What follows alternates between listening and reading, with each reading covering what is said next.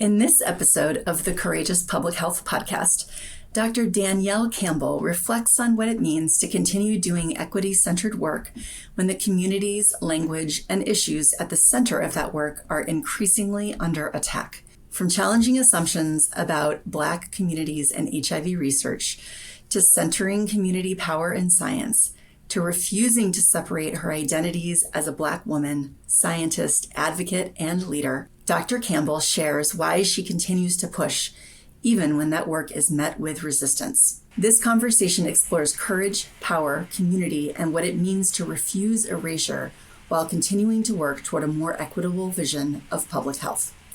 You're listening to the Courageous Public Health Podcast, episode 71. To all the courageous women leading in public health, this podcast is your space to turn up the volume on your courage. This space centers your voice. This space celebrates your passion. This space amplifies your courage. My role? To listen, to amplify, and to stand with you in the fight for equity. My name is Dr. Christy McClamrock. I am an epidemiologist, consultant, the founder and CEO of Courageous Public Health, and the host of the Courageous Public Health Podcast. Each week, I have real, unfiltered conversations with women in public health about the challenges you face, the power you hold, and your vision for the future. We talk about the authenticity, vulnerability, and courage that you bring, not just to public health, but to every part of your lives. Because courage is about action, even in fear. It's about taking up space, leading unapologetically, refusing to be erased, and knowing you never have to do it alone.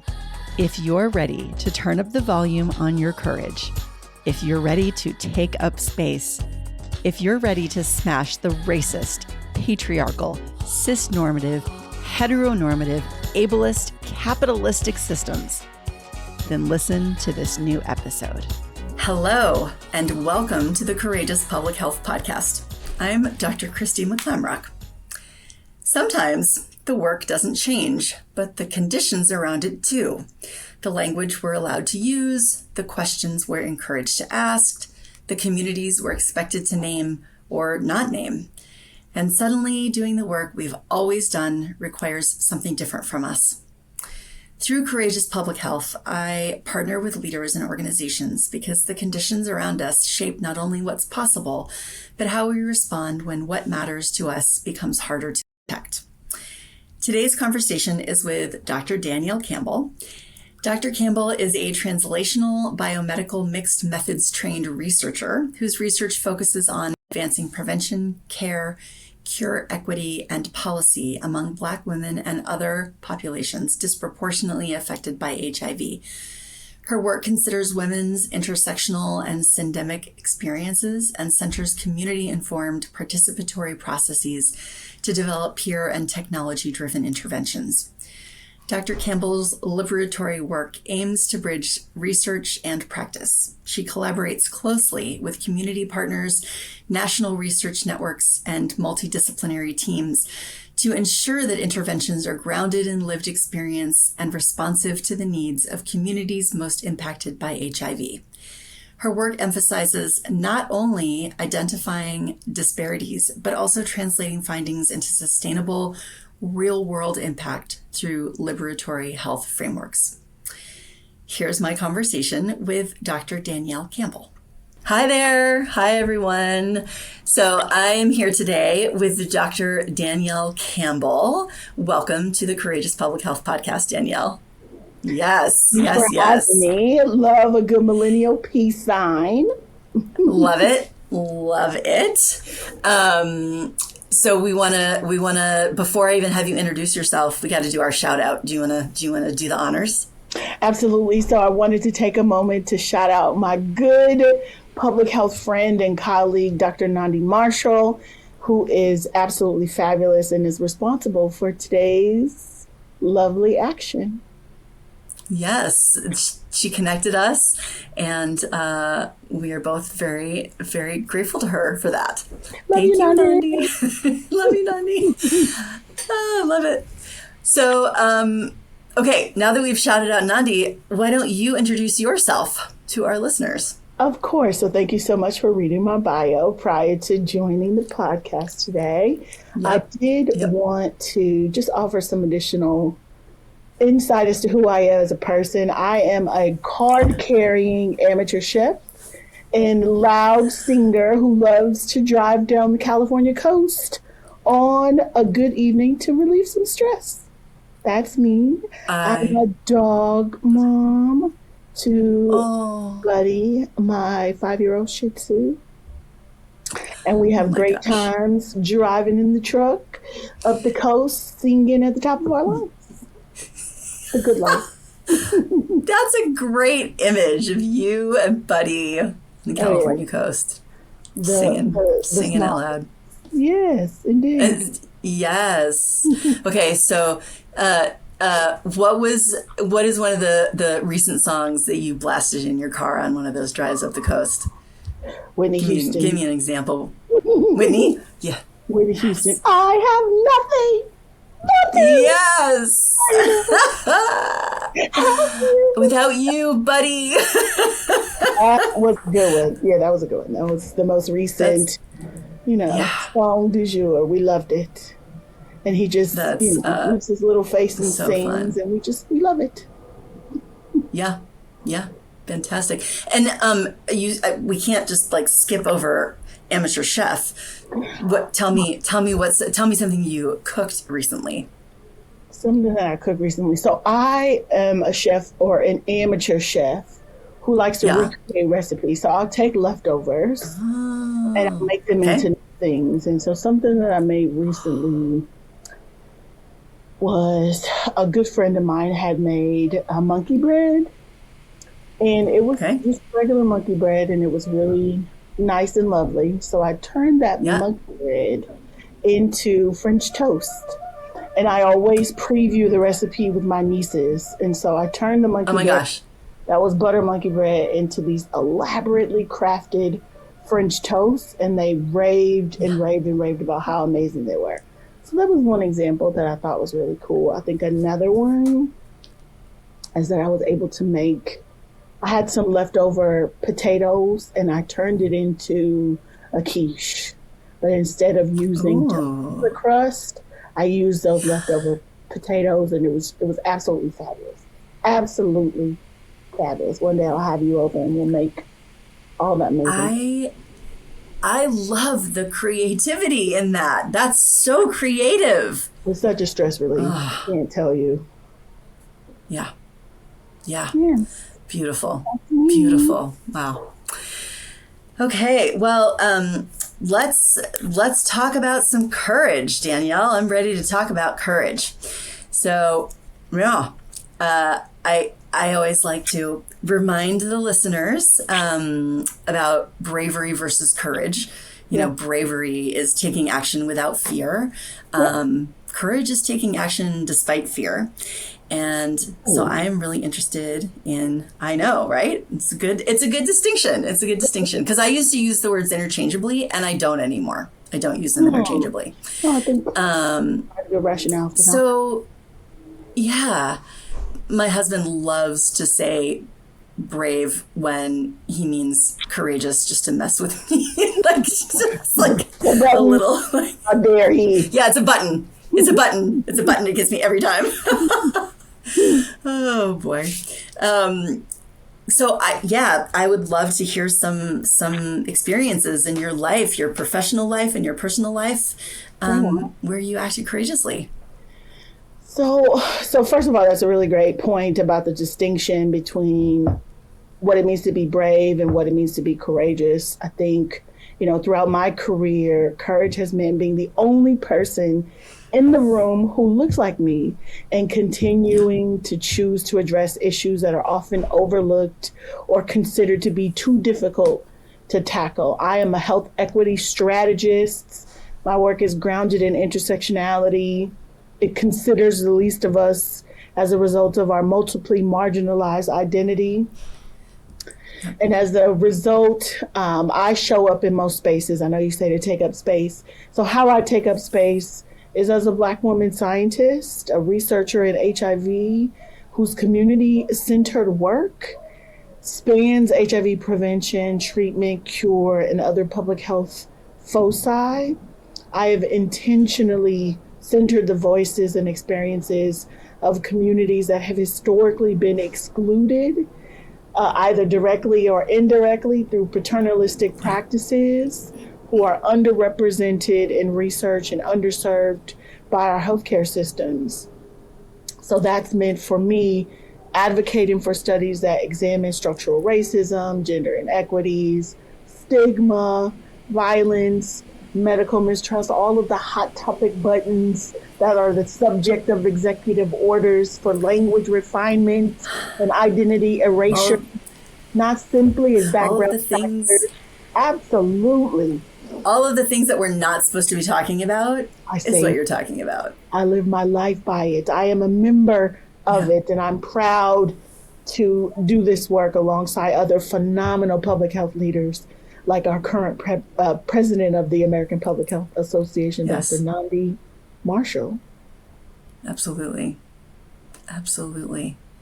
So, yes, I mean, thank you so much for that.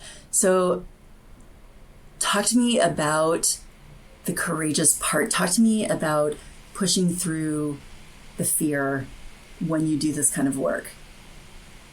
Oh man, pushing through the fear. I think pushing through the fear is one of the most challenging yet rewarding experiences that we can have as public health professionals. We do this work and it's often nebulous, right? Everybody's public health, but nobody's public health. And by the way, what is public health? So talk about one of the most courageous decisions I've ever had to make.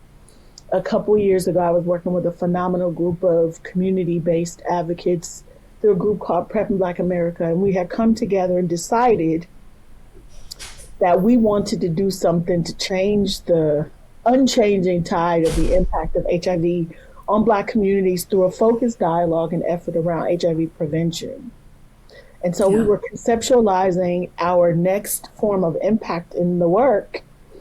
And we decided as researchers that we were going to build a research agenda, the first of its kind, that challenged this notion that Black communities were difficult to reach, hard to engage in HIV research.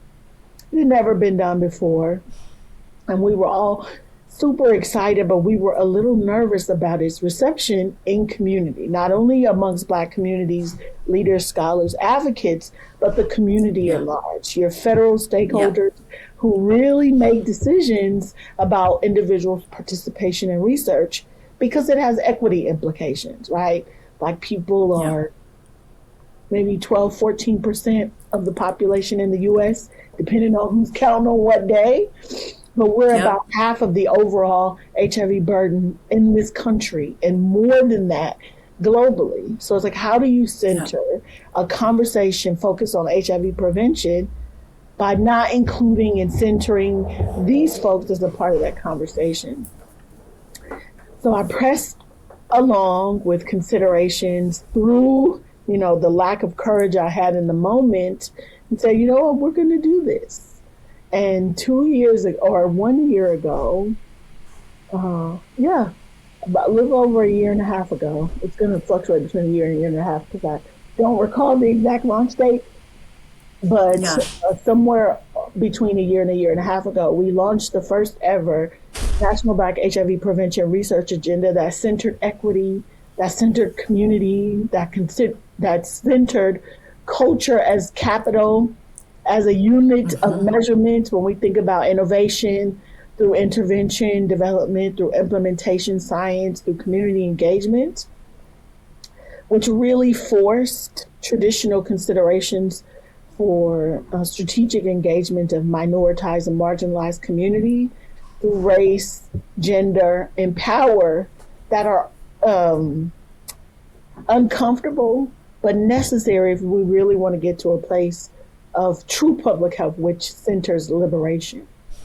So I pressed on as a part of that conversation, and it's been one of the most rewarding experiences as a testament to how I am brave.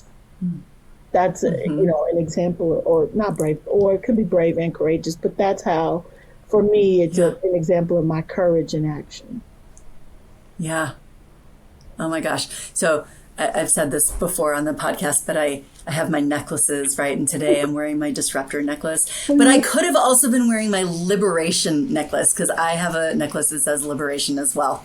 So yes, thank you. It's so, yeah, it's, yeah. What about any personal examples of courage that you want to share? Because I know the professional and the... Say again? Coming on the podcast today took an extraordinary amount of courage. Okay. I love the work that I do. I love, the little bit of space that I occupy, but sometimes it's nerve-wracking to tell that story. And you want to retreat. And you want to be a driver of the work, but not necessarily in the front seat of the vehicle. So Nandi said, I'm going to connect you to a super dope podcaster, public health ally. Get on there and tell your story. And she knew that I was so nervous. I was like, Dr. Marshall, should I do it? Should I do it? She was like, you get on there and you tell your story and show up as your most amazing self. And I can say that it's been such a rewarding experience. So coming on today. Oh my gosh, that means so much. I didn't realize that it wasn't just a recommendation. She really championed you to be here and I champion her and yes, for sure. I mean, that is the power of community. I mean, because we're a community as well. The public health professionals and absolutely. I mean, it's so funny. It's like there are so many ways to define a community, and sometimes we talk about like, the community. It's like, we should actually be specific because you can slice it and dice it in a million different ways. At the end of the day, as long as you're living and breathing and existing, you're a part of a big community.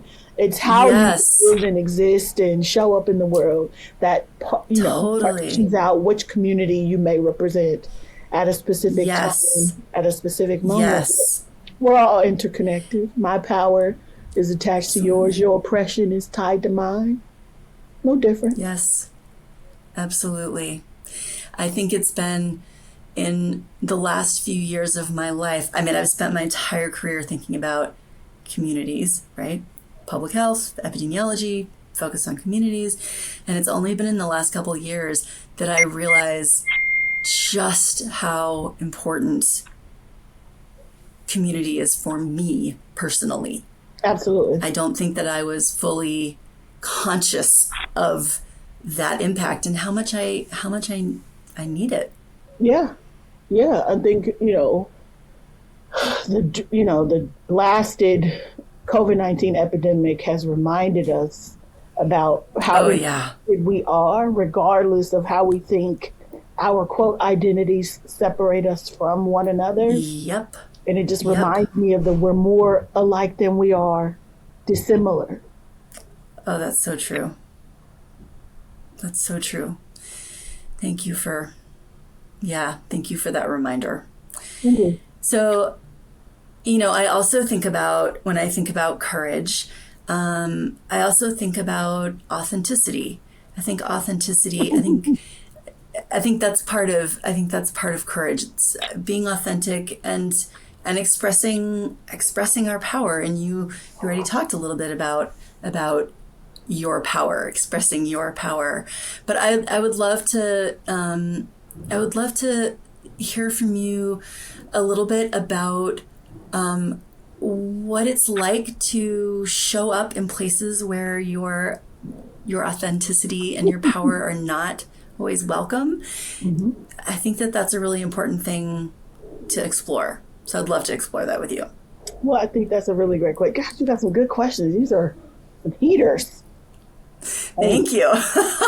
You on however and with whomever you develop the questions. I think these are big topics that are certainly good for the soul when we do that self-reflection at the end of the day to really look at God, did I make an impact today? Am I doing anything right? Is this the direction personally and professionally that I need to continue to pursue? But really great question about expressing my power as a Black woman scientist whose work focuses on the least of us as it relates to HIV prevention, treatment, and cure. Power is something that I hold near and dear, and it's, again, often seen as this far removed concept.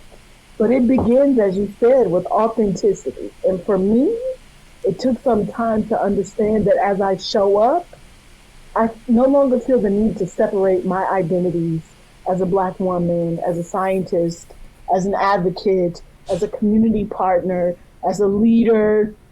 And those identities, for me, strengthen one another and shape the experiences that I bring to bear on behalf of communities that I am either a member of or represent, the questions that I ask, the challenges to people in power that I put forward, the partnerships that I build, and the solutions that I pursue. I will say that there have certainly been moments where bringing an equity-centered perspective into science or policy discussions have been met fraught with resistance. Folks are not always open and affirming to all of the things equity-centered, community-led, liberatory in nature. And so my research and my just lived experience, right? I'm the daughter of folks who left the South during the 1960s. So I'm well aware about social challenge and how it may affect our ability to achieve health and wellness. So conversations about structural inequities, representation, and community power can challenge these long-standing assumptions. Yes. So I'm here for it. And I'm to continue to push and push and push and bring my community with me as I come. And I think I shared before, you'll see me break out and dance. So that's how I show up and show my power and take up space, as you said. I'll continue to do so. So thank you again for the opportunity to share space about something that's near and dear to my heart, which is public health. Yeah. And I mean, I was thinking as you were talking that, you know, you're talking about, you know, populations who are not always considered, right? Marginalized, not considered. But you're also talking about, I mean, because I worked in HIV and STDs for years, you're talking about a topic that also people don't want to talk about. I mean, people still don't really want to talk about HIV. All have sex. And all got here because of I know. I know. It's so, I love that. Can I have that as your quote for the podcast? We all have sex. How about it? We all have sex. We all have sex. Like, you know, and it's, why does that have to be different? Why does that topic have to be treated differently than talking about cancer or talking about or a breast exam? Oh my gosh. Or, you know, making sure your storm drains are clear in rainy seasons. That's the $1 million question. And there's so many isms that we put into the pot as we stir effective, you know, conversations around sexual and reproductive health, regardless of gender or sex assigned at birth. That seems so trivial. Because at the end of the day, you know, we have to address these sexual pleasures. Why not? Steeped in evidence-based conversation. Why not? Oh my gosh. Why not? Why not? Good question. Well, we're doing it. We're doing it. We are. We're having the conversation. Yes. And you continue, you know, we both get to continue to have the conversation and not shy away from it because because somebody else is telling us that it's something that we shouldn't be talking about. I mean, it's the same thing with issues of equity and I mean, it's the same thing. It seems silly to me. It does. It seems ridiculous. And I know it's even more complicated by the fact that now we have an administration who is just reinforcing those messages. And I know, eye roll, me too. Total eye roll. Erasures of, quote, communities but to what end is what I often wonder. Right, we can't say Black as we address the Black maternal mortality crisis in this country. We can't, use neighborhoods or zip codes as a proxy for, generations of systemic racism and oppression to describe, outcomes of generations of redlining, or, we can't just use paternalistic and oppressive practices to really, or we can't describe those practices to really elucidate the health outcomes that we've continued to see in specific communities for generations that will persist for generations to come. So then how do we do our work? How do we It's so interesting. You use the word erasure, right? So it's this idea of like, if we say that you can't talk about it, then it's somehow erasing that community. It's definitely a form of violence to that community. But honestly, they're not going anywhere. Like, we're not going anywhere. Mm-mm. You're not erasing anything. No, you can try through legislation, through threat of cancellation of grant funding. Yep. We will continue to persist. Yeah. Ooh, like take a breath into that. That's powerful. I know. Give me a little shimmy, Krista. Yes. Okay. Love it. This is the advantage of checking out the YouTube version of this episode, is that you get to see us actually do a little shimmy dance there. Thank you for this. Yes. So, okay, I want to have a chance to talk to you about vision. I love hearing from people about their vision for public health, vision for the communities that they're in, the communities that they work in and represent, and also personal vision. So from you, maybe we can start with your vision for public health. Ooh, that's a good question. One that I often think about, something that keeps me up at night.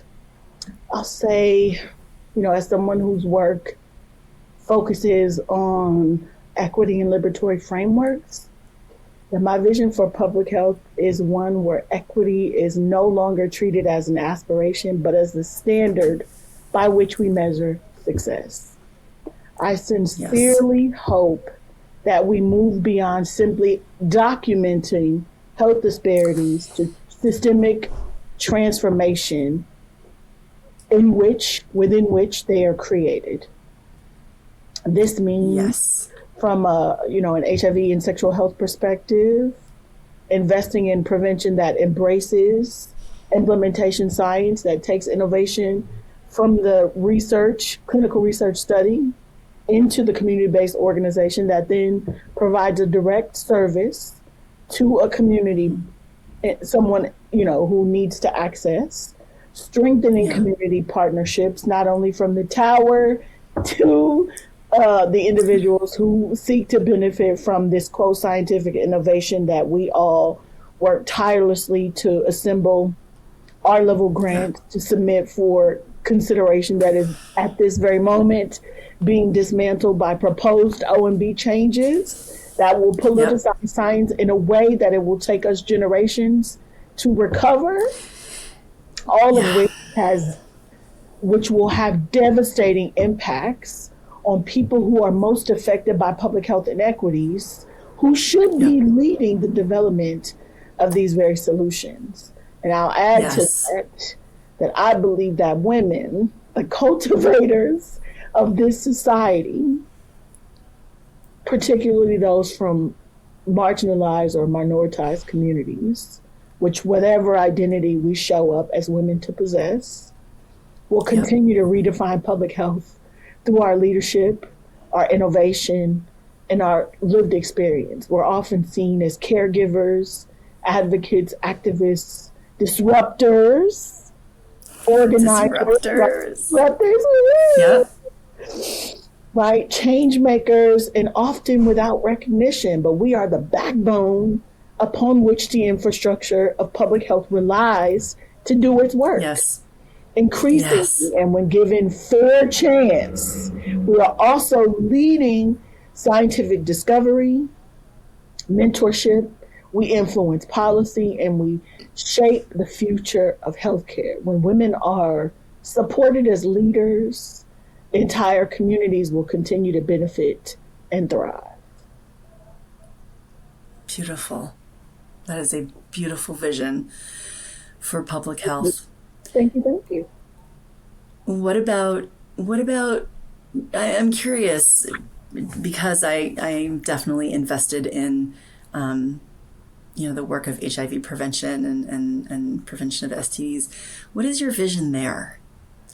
Oh, goodness. From a scientific perspective, I hope to continue to build or rebuild right after the cluster F that is Yep. with this administration.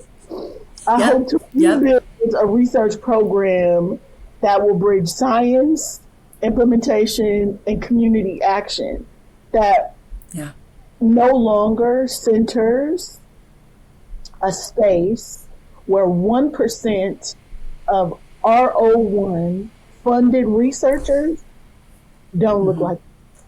It's absolutely insane that less than 1% of us have the benefit of achieving such scientific, quote, prestige in a disease state that affects more than half of the people who look like me in this country. It's bananas. It's bananas. It's bananas. So from a scientific perspective, that is my hope. And I do hope that my work will continue to support a system where every person, regardless of race, gender, income, geography, will have the highest opportunity to achieve maximal health. Yeah. What about for you, Danielle? What is your vision for yourself? What does that look like? I think it looks amazing. Sometimes that's the hardest question of all of them. That's a really great question. Sometimes we can deflect and divert, but I think in this moment, I'll take the opportunity to say, for myself, it means that I will continue to be well, to be healthy mentally, physically, emotionally, financially, right? As our grant to be canceled and compromised by political threats. I think my future is one where I am well, wholly within my individual self and within the community of people within which I live, work, love, and play. Simple. Simple, and yet so powerful. And so complex. Danielle. Danielle, thank you so much for coming on the podcast. This has been a really great conversation, and I'm so glad that you were courageous and to show up. And I continue to appreciate the women who do come on the podcast and share. Like it's somebody said, I can't remember if I said this before on one of the episodes, but someone that I talked to recently said, it's like I'm getting an IV drip of courage by doing this podcast. Absolutely. And I was like, it's so true. And I love it. I mean, it's so courageous. And, thank you for your courage to start a conversation and allow women like me to come and speak our truth. It's rare. Yeah. And when we do have the opportunity, we are forever in your debt. So thank you. Thank you so much. Dr. Christie. I want to make sure that our listeners know how to connect with you, Danielle. So what is the best way to do that? Absolutely. You can connect with me on Instagram at hedonism, HDNIZM, or on LinkedIn, Dr. Danielle M. Campbell. Got it. Beautiful. I will make sure that both of those links are in the show notes just to make that to make that really easy for people to reach out. Awesome. Thank you so much. Thank you again. So glad that we are connected, and we are now in community together. Mm-hmm. Dr. Danielle Campbell reminds us that none of us does this work alone. Our identities shape the questions we ask. Our experiences shape what we notice. And our power is connected to the power of the people and communities around us. We don't have to separate those parts of ourselves to do meaningful work. We can bring all of who we are and bring our communities with us. That's the work of Courageous Public Health. We help leaders and organizations better understand themselves, one another, and the conditions that shape what's possible. If this conversation resonated with you, connect with Courageous Public Health. The links are in the show notes. Until our next episode, stay courageous. Thank you for listening to the Courageous Public Health podcast.